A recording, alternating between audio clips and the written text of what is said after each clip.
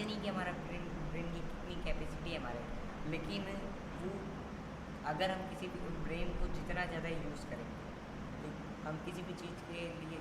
हम आसपास की चीज़ों को देख के और इमेजिन करके उनसे एक नई नई चीज़ क्रिएट कर सकते हैं अपने ब्रेन में। जो इमेजिनरी पावर जो होती है वो काफ़ी पावरफुल होती है। जो आइंस्टाइन थे ना, वो इतने बड़े बड़े सम्स को इजीली हैंडल कर लेते थे और सॉल्व कर देते थे, वो इमेजिनरी पावर से उसको इतनी अच्छे से इमेजिन करते थे कि उनके दिमाग में एकदम सही कि यही होगा 100%, उसमें कोई गलती नहीं थी। उन्होंने जितनी भी थ्योरी दी, कोई भी ऐसी थ्योरी नहीं जो गलत हो, सारी थ्योरी उनकी सही थी। तो ये जो दिमाग पहले प्रोसेस करता है और हमारे होंठ सिर्फ लिपसिंग करते हैं, राइट, ये वाला एस्पेक्ट कहाँ से सीखा था तुमने? ब्रेन जो है हमारे बोलने से पहले ही कैलकुलेशन कर लेता है क्या बोलने वाले हैं, तो वही चीज़ हमारे मतलब कि वो एक तरह से होता नहीं है कि पहले ब्रेन बताता है कि क्या फंक्शन करना है, बस वही है कि वो पहले सोचते हैं फिर हमको इंटरेस्ट है। जैसे कंप्यूटर को हम कोई कमांड देते हैं तो वो कमांड देते हैं तो उस चीज़ पे रिएक्ट करता है ना, वैसे ही हमारा ब्रेन जब उस चीज़ पे मतलब कि इनपुट करेंगे वो चीज़, आप जैसे इनपुट किए तो मैं ब्रेन सोचेगा फिर कमांड देगा, बस वही बात है। राइट, सो बेसिकली कोई भी चीज़ है, मतलब हमारा ब्रेन है वो एक सिस्टम के तौर पे काम करता है, राइट। तो सिस्टम में क्या हुआ, एक इनपुट हुआ और एक सेंट्रल प्रोसेसिंग यूनिट है, and then there is an output. ठीक है, आउटपुट किस चीज़ पे निर्भर करता है, किस तरह का इनपुट मिला, और साथ साथ ये भी कि ये जो CPU है इसका मॉडल क्या है, राइट। मान लो कि भाई ये किसी ज़माने में बना है, 1930 में बना होता मान लो, ठीक है, और 2030 में बना होता, या 1989 में बना होता और 2010 में बना होता, तो चारों केस में जो आउटपुट है वो थोड़ा सा डिफरेंट होता है, राइट। तो आपका जो रिस्पॉन्स है ब्रेन का वो कहाँ से आ रहा है कि भाई उसके अंदर पहले से क्या मटेरियल पड़ा हुआ है, तो वो क्या करता है उसके हिसाब से जो इनपुट भले कितना क्वालिटी का हो, किस लेवल का, वो प्रोसेस कैसे करेगा, CPU के अंदर जो कन्फिगरेशंस होंगी उस हिसाब से,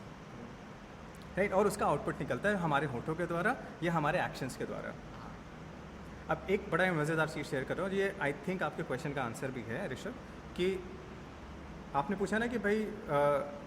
दिमाग कैलकुलेशन करता है, पर वो कैलकुलेशन करता कैसे है, उसका बेसिस क्या है, नंबर्स के फॉर्म में शायद। हाँ, वो तो आपका कंप्यूटर करता है, पर दिमाग नंबर्स नहीं समझता है, दिमाग समझता है इमेजेस, और इमेजेस से एसोसिएटेड एक फीलिंग आती है, इन्हीं दोनों के बेसिस पे सारा काम होता है। ठीक है, अब आपने क्या किया, आपने पिछले काफ़ी दिनों से अलग अलग तरह के इमेजेस, एक्सपीरियंसेस, फीलिंग्स अपने अंदर संजो के रखी थी। आप किसी प्रकार का सोल्यूशन ढूंढ रहे होंगे या किसी तरह का प्रॉब्लम एक्सपीरियंस कर रहे होंगे, उससे रिलेटेड अगर आपको कभी कोई एक सोल्यूशन मिलता है, कोई एक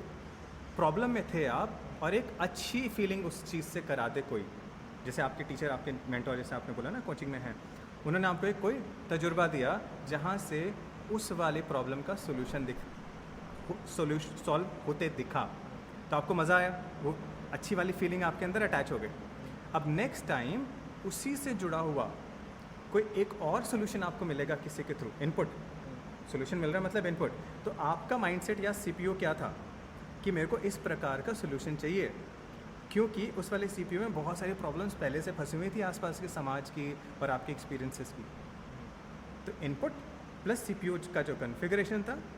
उसके बेसिस पे आपका आउटपुट निकला। जैसे कि लास्ट वाले हमारे कॉन्वर्सेशन में हमने डिस्कस किया था कि सीखने में माहौल का कितना बड़ा रोल होता है, ठीक है, तो उसी प्रकार से अब हम सेकेंड पॉइंट पे डिस्कस कर रहे हैं जहाँ पर प्रैक्टिस की हम इम्पोर्टेंस के बारे में बात करते हैं कि भाई इनपुट तो आपको बहुत सारी चीज़ें मिलती रहेंगी, राइट, एक्सपीरियंसेस आपको हर जगह से मिलते रहेंगे, बट सबसे इम्पॉर्टेंट क्या होता है इस अब प्रैक्टिस का मतलब आपने जो सीखा उसको इम्प्लीमेंटेशन में लेकर के आना, ठीक है। अब प्रैक्टिस करोगे आपने तो वहाँ से आपको रिव्यू भी करने मिलेगा कि आपने जो किया उसका रिज़ल्ट क्या रहा, फिर उसके बाद आप फिर उसको नए तरीके से देखोगे कि हाँ और क्या कर सकता हूँ। तो इसको बहुत सिंपल फॉर्मूले की तरह याद रखना कि आपने इम्प्लीमेंट किया, फिर उसका रिव्यू किया कि रिज़ल्ट जो आया वो कैसा आना चाहिए था, क्या आपकी जो अपेक्षा थी वैसा है, नहीं है, ठीक है, क्या सही करने की ज़रूरत है, फिर आप उसके ऊपर आपने डिवाइस किया कि हाँ ये वाली चीज़ सही करनी थी, ऐसे करना चाहिए था, फिर आपने उसको इम्प्लीमेंट किया फिर से नए तरीके से। तो ये प्रैक्टिस में क्या हुआ, आपने इम्प्लीमेंटेशन किया, रिव्यू किया, फीडबैक लिया, फिर इम्प्लीमेंट किया, फिर ये साइकिल रहा। तो प्रैक्टिस